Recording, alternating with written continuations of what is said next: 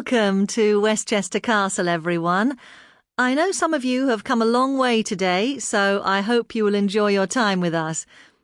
Westchester Castle dates back to the 11th century and was home to the Westchester family until the 19th century, when it was donated to the National Trust. We're now standing at the main entrance. As you will have seen, the castle is rectangular-shaped, with 4 turrets, or towers, one at each corner. So, as we enter, you'll see on your left the Grand Hall, where balls were held when the family lived here. If you walk through the Grand Hall, you can see one of the 4 turrets in the corner. You'll see that it's now a gift shop, though it used to be Lord Westchester's bedroom. It has a magnificent view of the aviary, where the birds are kept. You will have plenty of time to purchase your souvenirs there after the tour.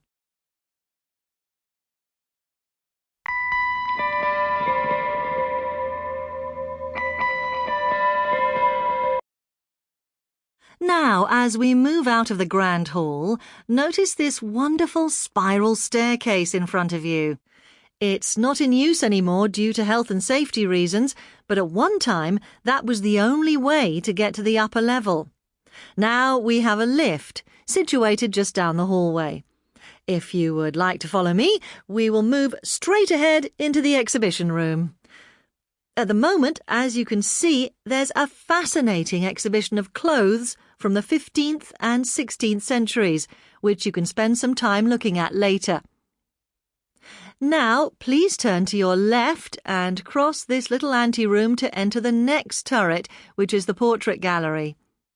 Here you can see portraits of all the Westchester lords and ladies through the ages.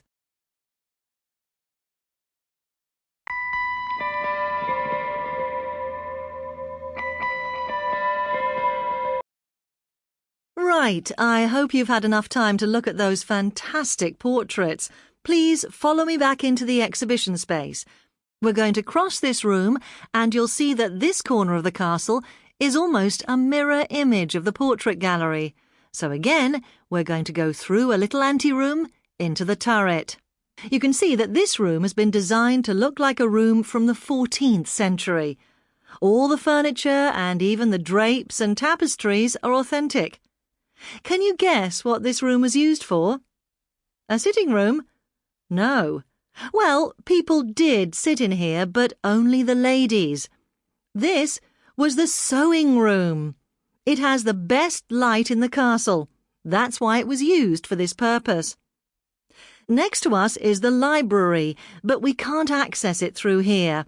We need to go back through the exhibition room and out into the hallway.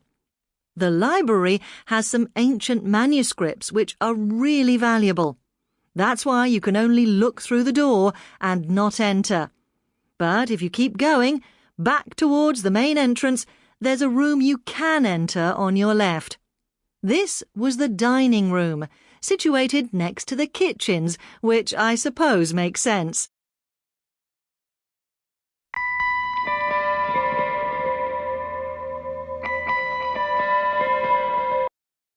You will hear a tour guide giving information about a historic house and the organisation that owns it. First, you have some time to look at questions 1 to 6.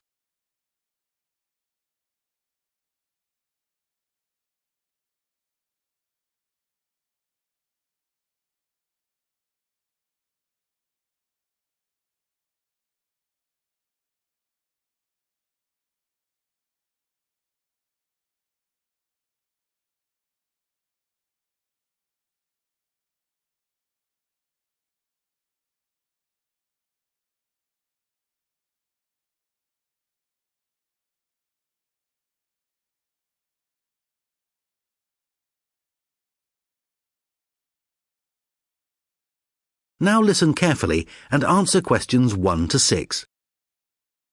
As you know, Holloway Estate is one of the few surviving estates in this area that still retains many of the farming features of the past. Let me quickly explain where you can find some of the key attractions.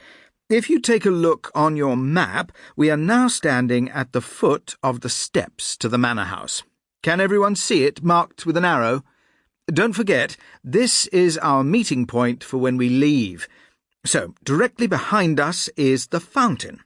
From here, heading left, the path takes you to a gate which leads into the famous Holloway orchards, where for hundreds of years the estate has been growing its highly prized apples, cherries and plums.